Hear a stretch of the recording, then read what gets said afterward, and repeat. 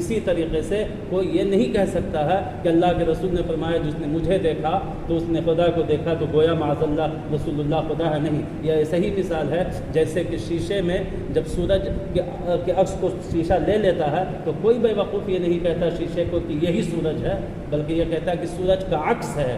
بلا تمثیل اسی طریقے سے محمد رسول اللہ صلی اللہ تعالیٰ علیہ وسلم جو فرمایا جس نے مجھے دیکھا اس نے خدا کو دیکھا، مثال یہی ہے کہ وہ تمام خوبیاں اللہ تبارک و تعالیٰ نے جو ہے اپنے حبیب صلی اللہ تعالیٰ علیہ وسلم کو جو ہے عطا کی، اور وہ تمام پرتو جو تھا وہ محمد رسول اللہ صلی اللہ علیہ وسلم. لہٰذا رسول اللہ صلی اللہ علیہ وسلم نے فرمایا جس نے مجھے دیکھا اس نے خدا کو دیکھا. یہ ہرگز نہیں ہو سکتا کہ کوئی یہ کہہ دے کہ پھر اس کا مطلب محمد رسول اللہ خدا ہے. جیسے کوئی آئینے کو دیکھ کر کے یہ نہیں کہہ سکتا کہ یہ سورج ہے، لیکن آئینہ وہ تمام چیزیں سورج کی لے لیتا ہے. اگر اس میں چمک تھی تو اس میں بھی چمک، سمجھ میں وہاں آنکھ نہیں کھل رہی تو یہاں بھی نہیں کھل رہی ہے، سمجھ رہے ہیں. اس سے روشنی ہو جائے گی تو بند کمرے میں آپ جو ہے جلا دیجئے تو وہ بھی جیسے سورج روشنی دیتا اب وہی آئینہ روشنی دے رہا ہے. تو وہ تمام خوبیاں جو ہیں وہ شیشہ لے لیتا ہے. خوبیاں لینے کے باوجود وہ سورج نہیں ہوتا، وہ رہتا آئینہ ہی ہے، سمجھ رہے ہیں. اسی طریقے سے وہ ہیں نبی ہی، خدا نہیں ہیں، لیکن اللہ تبارک و تعالیٰ نے وہ تمام خوبیاں جو ہیں انہیں عطا کی ہیں کہ اللہ کے رسول صلی اللہ علیہ وسلم نے فرمایا جس نے مجھے دیکھا اس نے خدا کو دیکھا. تو یہ خوبی صرف ہمارے اور آپ کے رسول اللہ صلی اللہ تعالیٰ علیہ وسلم نے اپنا کلام سنایا، جنت و دوزخ، عرش، کرسی وغیرہ تمام چیزوں کی سیر کرائی. جب معراج میں بلایا تھا اللہ تبارک و تعالیٰ نے تو اللہ تبارک و تعالیٰ نے جو ہے عرش و کرسی، جنت و دوزخ، ان تمام چیزوں کی اللہ تبارک و تعالیٰ نے اپنے حبیب کو سب کی سیر کروائی تھی. یہ خصوصیت صرف آقا صلی اللہ تعالیٰ علیہ وسلم کی ہے اور کسی کی نہیں ہے. یہ سب عقیدہ ہمارے ہونے چاہیے. یہ سب کچھ رات کے تھوڑے سے وقت میں ہوا. یہ بھی بہت بڑا کمال ہے. یہاں سے لامکاں جانا، سب چیز کا نظارہ کرنا، دیکھنا، اور پھر جو ہے واپس آنا، اور ویسے ہی بستر کا گرم رہنا، زنجیر کا ہلتے رہنا، تو یہ سب رات کے تھوڑے سے وقت میں. اب کوئی شخص بے وقوف یہ کہے کہ یہ کیسے ممکن ہو سکتا ہے کہ جو اتنا لمبا چوڑا سفر ہو، ہم بازار جاتے ہیں تو گھنٹہ ڈیڑھ گھنٹہ لگ جاتا ہے، اور اللہ کے رسول وہاں گئے اور رات کے تھوڑے حصے میں آ گئے.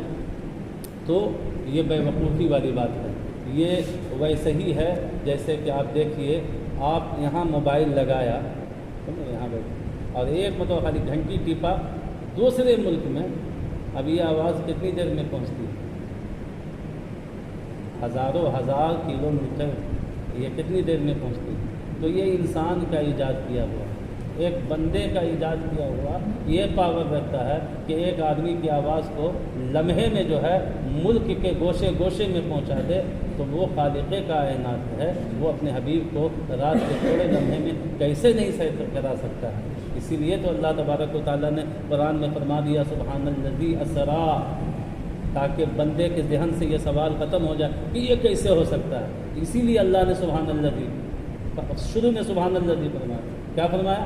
کہ پاک ہے وہ ذات جس نے اپنے بندے کو سیر کرائی. تو اب یہ مت سوچئے کہ کیسے کرا لی، اب ذات کو دیکھیے کہ کرانے والا کون ہے. کرانے والا رب ہے. تو رب تو صرف کن کہتا ہے جو کائنات کو وجود ہو جاتا ہے.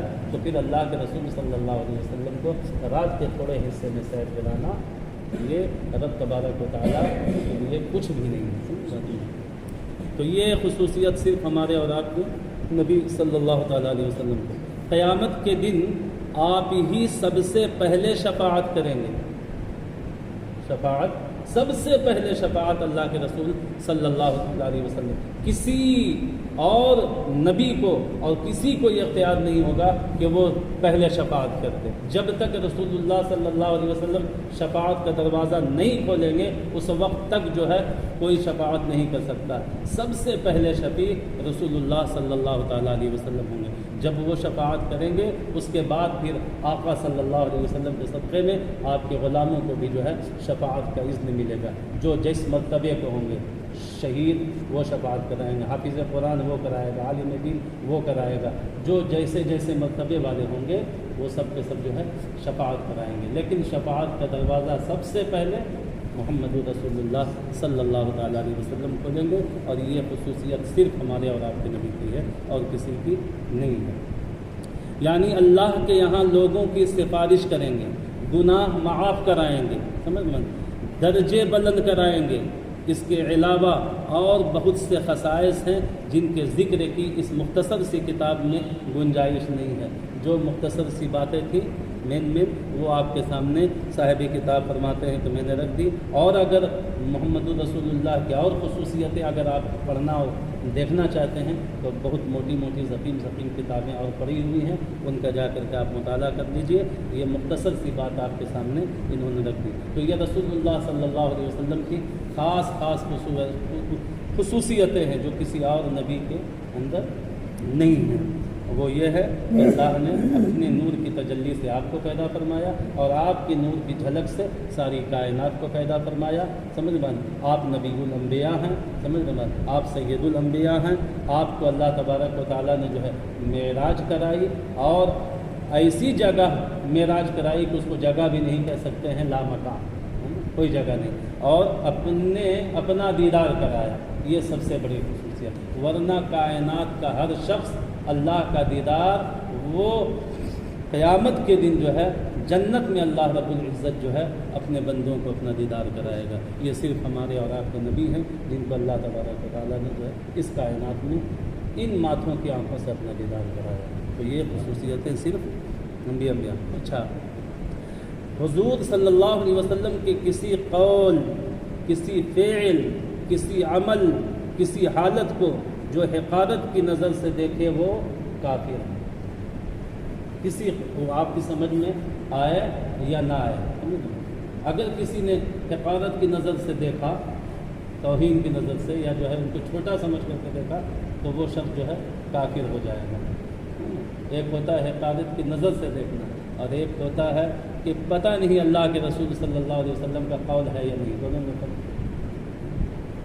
ایک ہوتا ہے کہ جو ہے یہ اللہ کے رسول کا، اب اس کو جو ہے جان بوجھ کر کے جان رہے ہیں کہ اللہ کے رسول کا قول ہے، اب پھر اس کو ہلکا سمجھ کر کے ہم دیکھ رہے ہیں، تو وہ شخص کافر ہے۔ لیکن یہ ہوتا ہے کہ ہم نے آپ سے کہا کہ اللہ کے رسول نے یہ فرمایا، تو اب آپ سوچیے گا کہ پتہ نہیں اللہ کے رسول نے فرمایا ہے یا اپنی طرف سے کہا، ان دونوں میں فرق ہے۔